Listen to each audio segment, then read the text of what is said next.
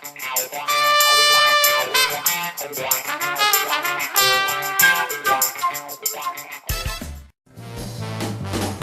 is the intro, and I'm your host, Gus Summers. It's good to be back with you today. We got in-studio guest, David Geftakys. David, what is going on there, brother? Not much. This is great. This is fun, actually. I know we've been tweeting about it, and we've been getting a lot of feedback. Everyone's really excited. Oh yeah, that's fantastic. And want to give of course a great shout out to Rachel. Rachel's awesome. Isn't she awesome? Everyone had someone like that on their side. Yeah, everybody should. Rachel's one of my best friends. She lives in New York, and she's incredible. I don't know what else to say. She always comes through, in ways that I couldn't imagine. So. Well, you know what? We can read about it on Twitter and everything that she writes about. So that's fantastic. So a great shout out to you, Rachel. Everyone should have support like that. So David, let's so you know what? Let's start with your music. Obviously, tell us the first song that you might have heard, or singer that you might have seen or heard, that really gave you that idea, boy, I want to pursue music. Was there someone like that? There was. That's funny, actually. I was just reminiscing about that. I don't know why. Getting to do the show with you, Gus. By the way, everybody, Gus doesn't want me to say this, but you have got to meet this guy. He is so cool. Seriously, he is. Anyhow, so thinking about getting ready to do this show, I was just thinking over some of the stuff that made me so passionate about this. And when I was I guess I was like 6 or 7, something like that, I found this tape that someone had left at our house, and switched it on, and it was this live performance of U2 doing Sunday Bloody Sunday. And it starts off, and I'm this kid who we didn't get to listen to a lot of secular music. We were kind of in a weird religious situation, and so I never heard anything like this. And you got Bono, and he goes, "This song is not a rebel song. This song is Sunday Bloody Sunday." And I'm this little kid who's listening, just like, "What is this?" And Sunday Bloody Sunday came on, and I was just floored by that. And I was so into it that like a week later we had a little talent show when the kids from the neighborhood came over, and so I did a lip sync, with a flashlight, whatnot, and it was like, if there was a moment that I was like, I love this. This is the kind of thing that I'd love. The music was just incredible. That's top 5. One of my top 5 songs ever. So it would have to be, and maybe it's just because they were the first ones I heard, but U2, I've always been a huge fan of. Is that right? I didn't know who Bono was at all. I just heard this song, and I thought, this gets me going. Gotcha. Wow.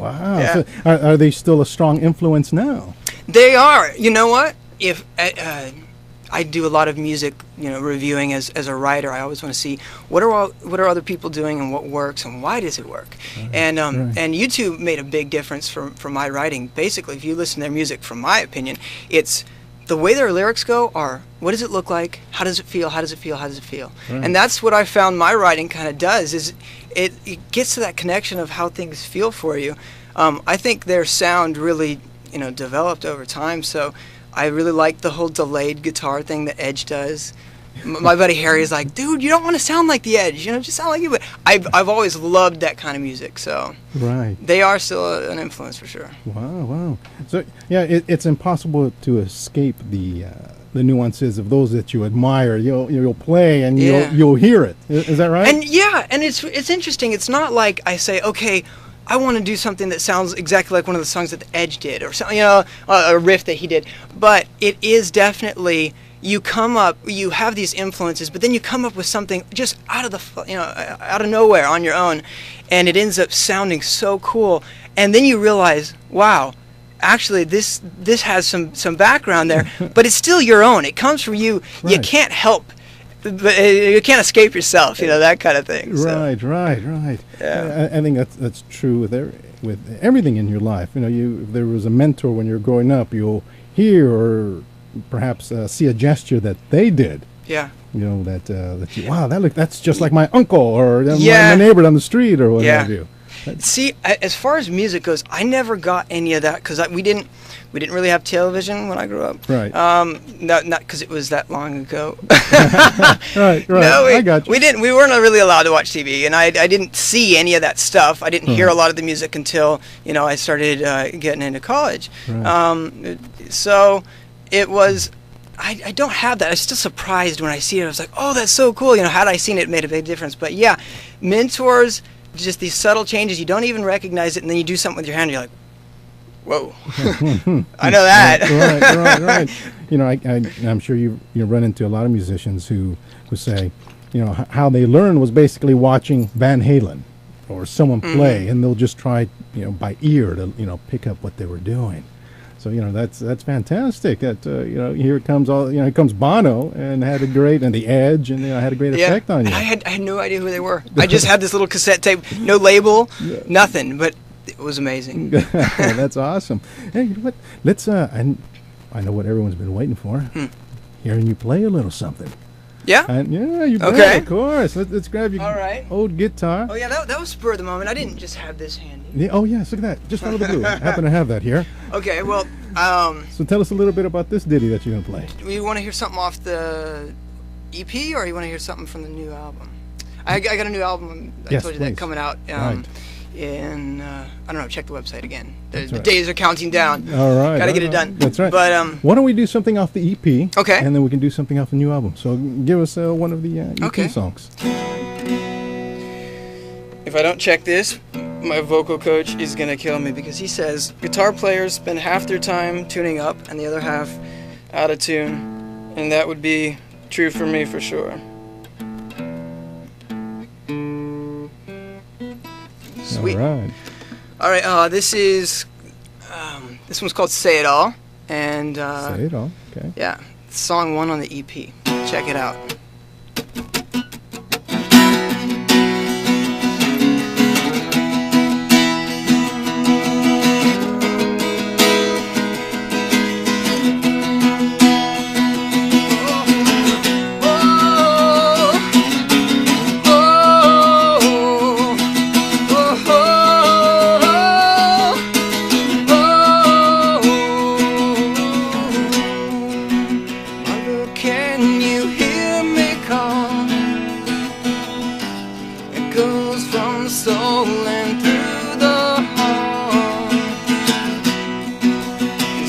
Can you hear me cry?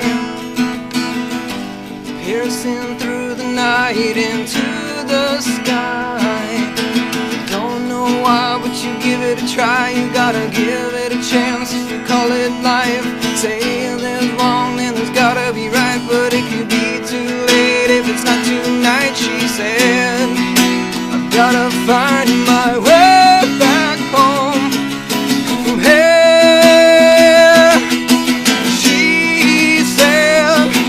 I'll start again before it's far too late.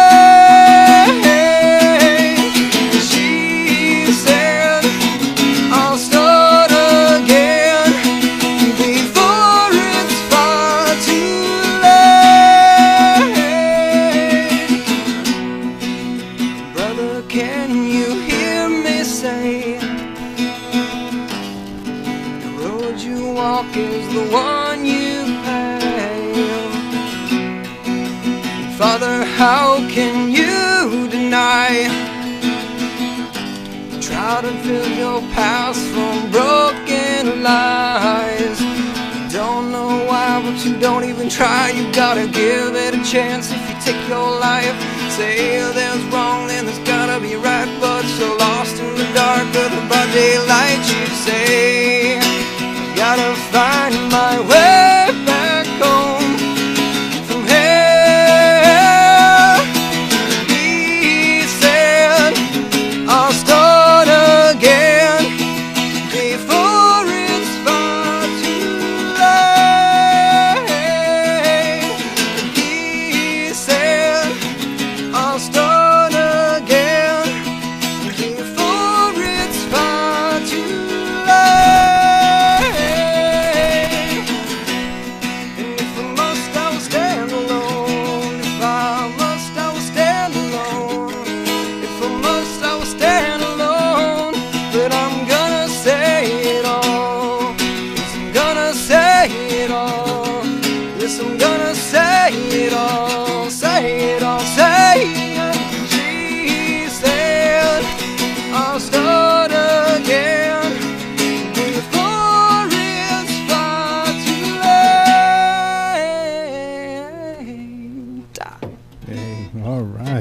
fantastic. Say it all, right? Yeah. Anybody who really, really knows that song knows that I totally missed the second verse lyrics. Well, for all those purists out there.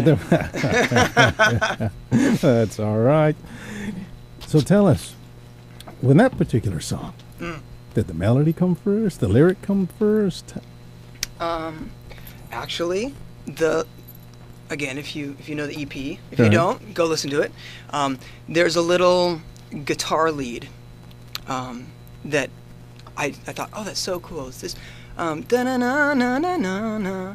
And I just thought, oh, that's so cool. I could repeat that ad nauseum, and I wouldn't get tired of it, actually. And so I wrote everything else into it. The exciting part about that song was it really started with this big chorus. Right. But it's the verse as it developed, and it's this relative minor, and it was actually, that was probably the most exciting part, was having all these verses that I tried, none of them worked, and then suddenly this one popped out of nowhere. I was like, that works. That works perfectly. Look at that. It sounded great. I got to tell you. It's, cool. Heard your music online, of course, and it's fantastic. Live, never beats live. Does it really? Oh yeah, you bet. Oh man, I'm a studio guy. Yeah. Are you? Okay, well, perfect. We're in the studio. So. Yeah, there you go. All right. Well, of course, we all know what time it is. Yeah, it's time to take a quick commercial break. But we are with David Geftakys in studio, and he's given us a wonderful performance here, which we'll be able to catch again on theinshow.com, where we're going to post everything. We're going to post some video and, of course, podcast the show. David, thanks for coming in. We still got a lot more time with you. Thank you. And a lot more performance I know people are looking forward to. All right, brother. So hang in there. We'll be right back. All right. Well, this is Gus Summers, and as I mentioned, you can come back and visit us at theinshow.com, where you'll catch everything that David did today and all the other stuff that we have online. All right. We'll take a quick commercial break, and we'll be right back.